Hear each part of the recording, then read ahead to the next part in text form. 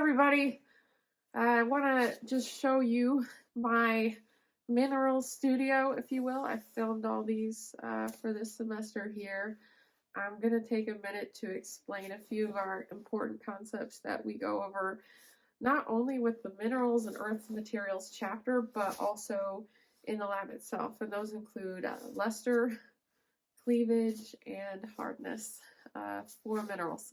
So we'll get into it. To introduce this lab, I just want to take you through a few things that I use.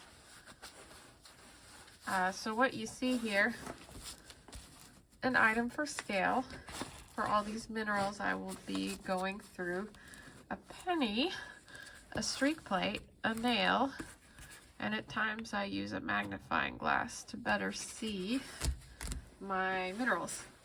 So main things we're looking at here to start is the color of a mineral, the streak of a mineral. So we take this streak plate, grind on that a little bit, and this one has a reddish brown streak. We use that to identify the mineral. You can use, but we won't for the sake of these videos, but you can use a glass plate which has a hardness of about 6 to 7. If a mineral can scratch this plate, it has a hardness of greater than 6 or 7. So in this case, if I were to take this mineral, it's pretty soft. It can't scratch glass. However, this one right here can.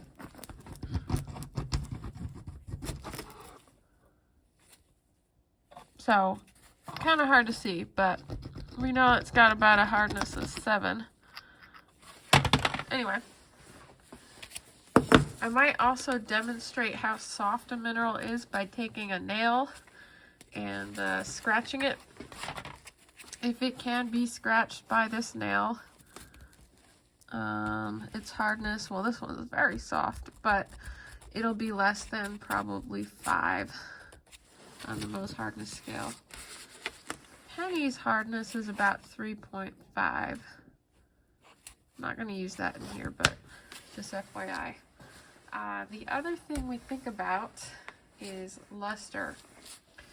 So for the purpose of this class, you're looking at minerals that, well, if they have a luster, this one doesn't reflect light, and luster is, well, it doesn't reflect much light. How about that? It sparkles a little. But what we look at is either metallic luster or non-metallic, and that has to do with the way it reflects light. So I'll tell you right now, this mineral right here, same thing. This is the crystal form, and this is, let's just call it the raw form, whatever. This is a beautiful cubic crystal. This is metallic luster, just a really high shine, just like jewelry, gold, whatever. Think of that as metallic. But you can have a mineral that does reflect a lot of light, like this, but it's glassy, or vitreous is another word for that. We call it non-metallic. Some of them can be hard to see. This one's a bit metallic, but in this lab there are only 2 minerals that I've selected that have a metallic luster. The rest of them are non-metallic for our purposes. The other thing we look at is cleavage, and those are the planes at which a mineral breaks across or breaks along. So in this case, check out this mineral. There's one plane of cleavage here.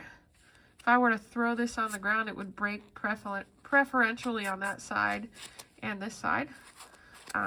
Another plane right here and right here, right? And then another plane right here, which is the same as this side too.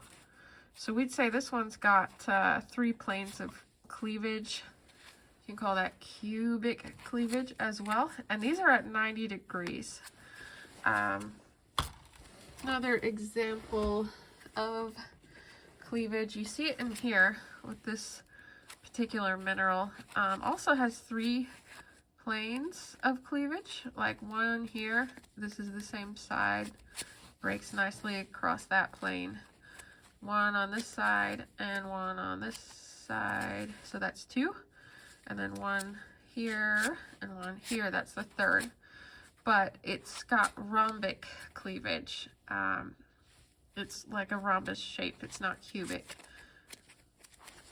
Some can be harder to see, like this one.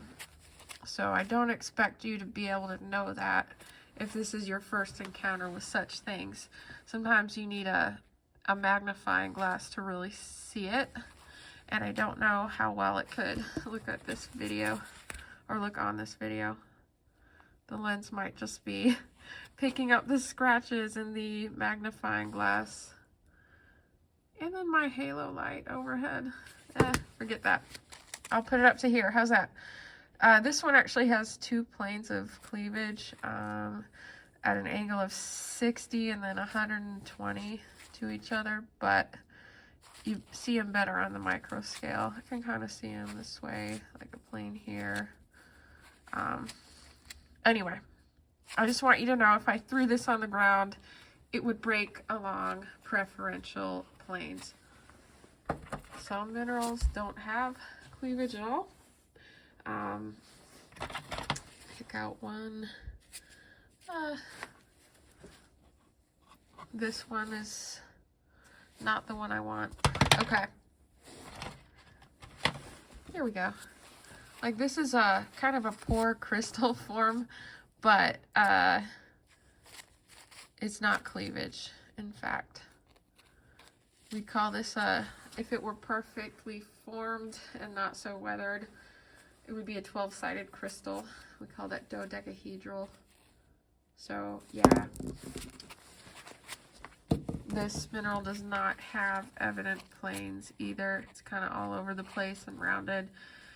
It doesn't have cleavage. And then kind of the extreme example would be a mineral like this. So flat, only on one side actually. Someone pulled this apart.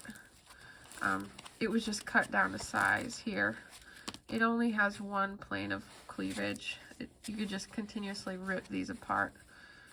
It's tempting, but I'm not going to do that for the sake of our future instruction. So, yeah, the point is with cleavage, we see breakage along planes that are predictable. So, any questions along the way, or if you're having trouble seeing the minerals in the videos or the images, please get a hold of me and I'll do what I can to make it better for you.